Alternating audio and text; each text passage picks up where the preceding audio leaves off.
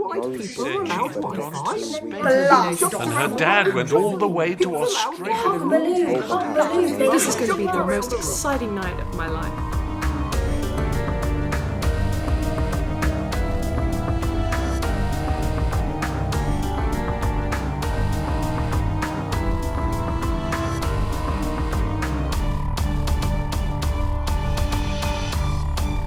The Adventures of Pop by Fergus T.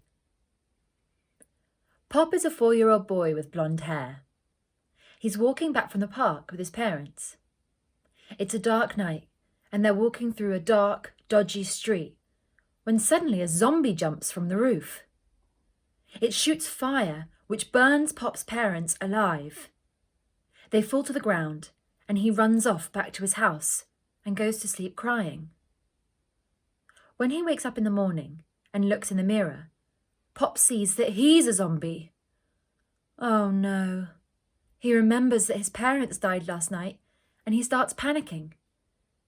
He thinks that if he phones the police, they will help him. He dials the emergency number 333 and says, "My parents perished and I'm a zombie." He heard a high-pitched scream at the end of the line and the phone went dead. He knows no one is going to help him, and a tear falls down his cheek.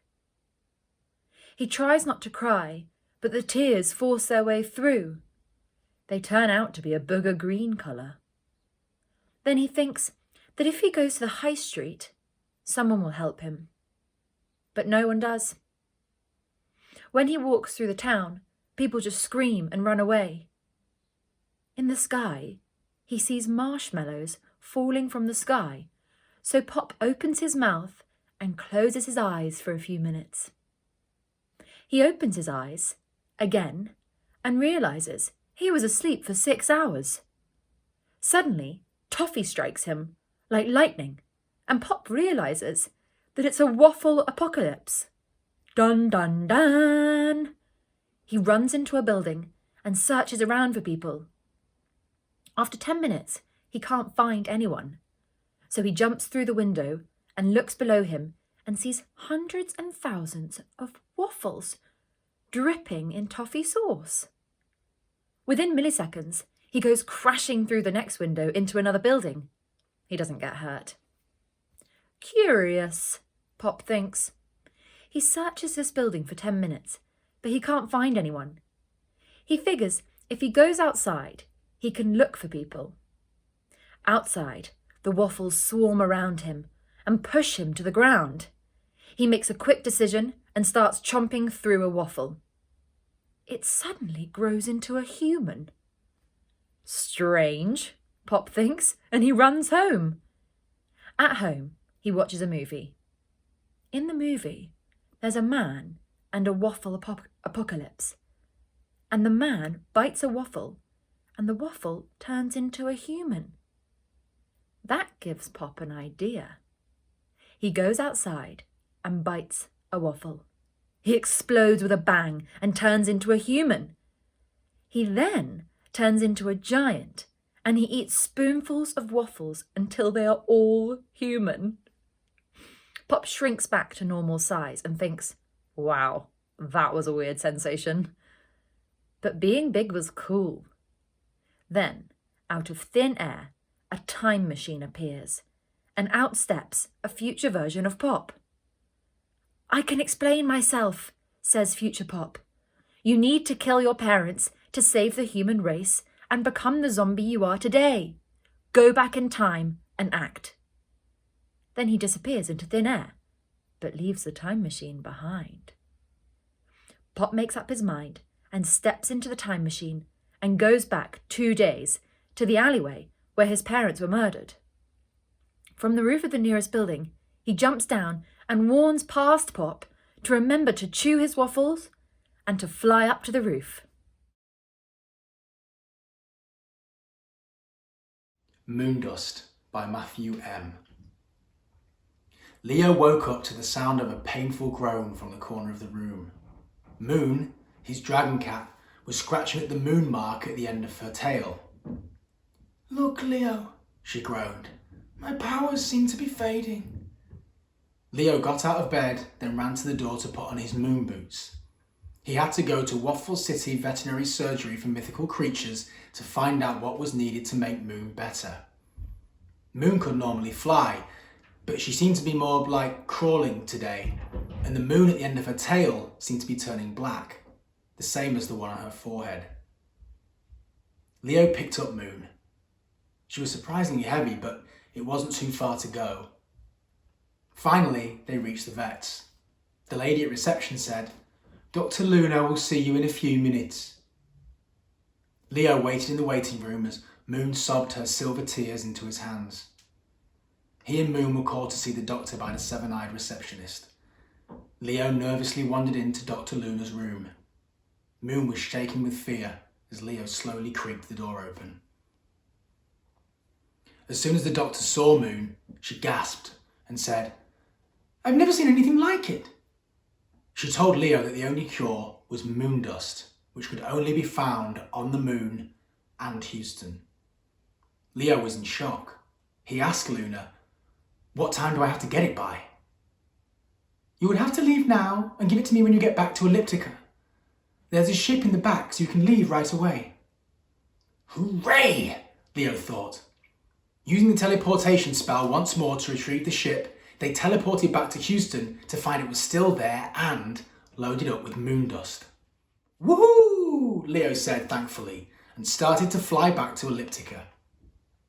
When they landed in Waffle City, Leo rushed Moon to the vet and Dr. Luna gave Moon the moon dust and said she was lucky and would shortly make a full recovery.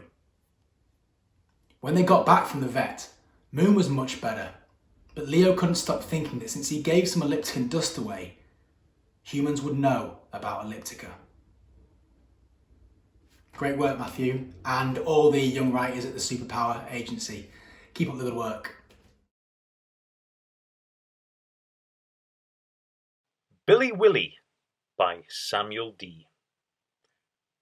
A long time ago, in Elliptica, a faraway planet, squillions of miles away from us, Billy Willie was thinking hard about how he could make some money. You see, Billy Willie really wanted to travel to the not-so-far-away planet Elliptica, Elliptica's fellow neighbour. The problem was, Billy lived in the most deserted part of the planet, the dinosaur area. How could I do it, he thought to himself every day. He thought and he thought until one day he had the best idea ever. A dinosaur circus. That could get me millions, he thought to himself. I could get there and still have enough money for waffles every day. Result! So, Billy looked on the internet, trying to get tips. But he was going to have a problem. No one had ever made one before. He was going to have to start from scratch. Oh no, where should I start? Maybe I should go and ask some dinosaurs if they would be willing to do it, he thought. So Billy set out on an adventure to try and find some willing dinosaurs. It took Billy 15 minutes to find his first dinosaur. "Oh, hi, Bartholomew," Billy said. "Long time no see." "Oh, it's you again," Bartholomew said. "What do you want?" "Well, I've been thinking. You know how I've always wanted to go to Elliptica? Well, it costs a lot of money, so I need a way to make some. And I think I've got the perfect idea. Do you want to guess?"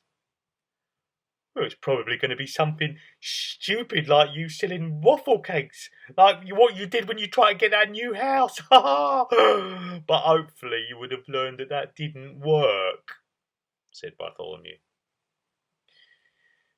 "Let's not talk about that, shall we?" "Okay, so it's not that," said Bartholomew. "Oh, what about a dinosaur fashion contest like you did 2 years ago?" "No." "Then what the heck is it?" shouted Bartholomew. You could tell he was getting quite angry now. Calm down, calm down. Listen, it's a dinosaur circus, Billy said, hoping for a good response. Why? You want me to be one of the dinosaurs? Yes. For how much? Oh, I don't know. What? You're expecting to be paid? Yes, said Bartholomew angrily. Did you not actually think of that? Oh, no, I didn't, Billy said. Well then, how much do you want? 10,000, he said. 10,000, Billy said, shocked. I don't have that. Well then I'm not doing it. Fine, Billy said, starting to cry. Bye. So, Billy went to the king next. Knock, knock. Billy knocked on the door. Come in, said a loud, squeaky voice. Oh, hi, King. I was wondering if you could lend me some money, Billy asked. Oh, of course. How much? Well, maybe 10 grand, said Billy. Sure. So, Billy went home and bought a rocket. The end.